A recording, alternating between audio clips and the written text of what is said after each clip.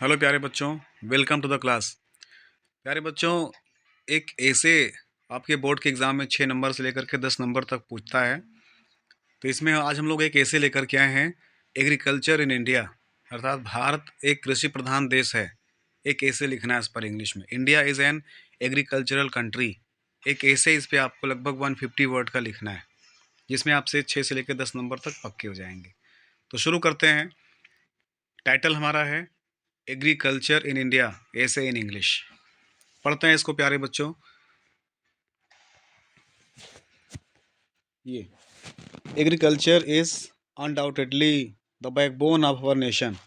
प्यारे बच्चों, कृषि हमारे देश का एक रीढ़ की हड्डी है, अर्थात लगभग 70% से अधिक लोग यहाँ पर कृषि पर निर्भर हैं। तो एग्रीकल्चर इज अनडाउटेडली, एग्रीकल्चर निसंदेह है the backbone of our nation, हमारे राष्ट्र का नींव, अर्थात कृषि हमारे देश की रीढ़ की हड्डी की तरह है।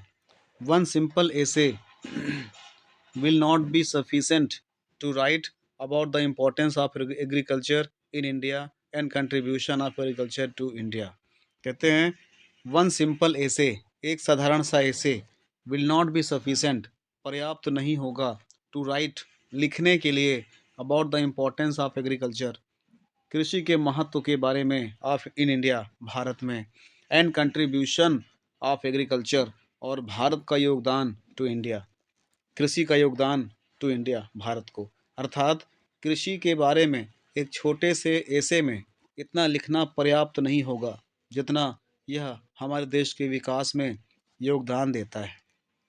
India which is the second largest producer of agriculture products, India जो कि एग्रीकल्चर प्रोडक्ट उत्पादन का सेकेंड लार्जेस्ट प्रोड्यूसर है इन द वर्ल्ड, इस संसार में, produces more than 280 million ton,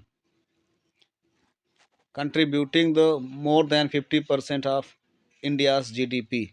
यह लगभग 280 मिलियन टन तक उत्पादन करता है और भारत की जीडीपी में 15% का हिस्सेदार है।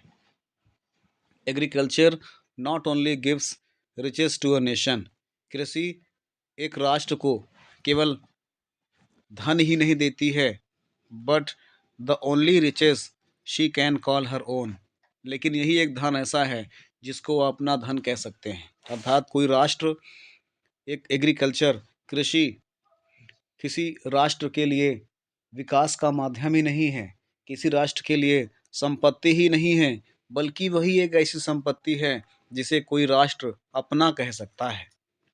टू मेक एग्रीकल्चर सस्टेनेबल, कृषि को सस्टेनेबल बनाए रखने के लिए, अर्थात स्थिर बनाए रखने के लिए, द ग्रोवर, अर्थात उत्पन्न करने वालों को, अर्थात खेती करने वालों को, have got to be able, योग्य बनना होगा, to make a profit, profit कमाने के लिए।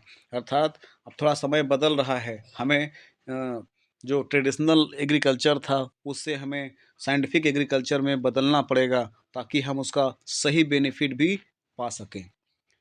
जय जवान जय किसान, a term coined by the former Prime Minister of India, Lal Bahadur Shastri, hold value and relevance for thousands of years to come। जय जवान जय किसान का नारा हमारे पूर्व प्रधानमंत्री लाल बहादुर शास्त्री जी ने दिया था, और जो कि आज भी उसी के आधार पर हम लोग आगे बढ़ते चले आ रहे हैं। While soldiers at our nations border protect our countries from enemies, जैसा कि सिपाही हमारे देश को बॉर्डर से, हमारे देश की सीमा से, हमारे देश को शत्रुओं से बचाते हैं, उसी प्रकार से farmer of India feed the country each and every day, उसी प्रकार से भारतीय किसान भी भारत के लोगों को, हमारे देश के लोगों को प्रत्येक दिन भोजन उपलब्ध कराते हैं। 2/3 of its population is engaged in agriculture activities, हमारे देश की लगभग 2/3 आबादी कृषि एक्टिविटीज़ पर ही इंगेज है। तो प्यारे बच्चों, ये रहा एक छोटा सा ऐसे जिसको आपको अपनी फेयर कॉपी में नोट डाउन करना है, लिखना है, याद करना है। Thank you.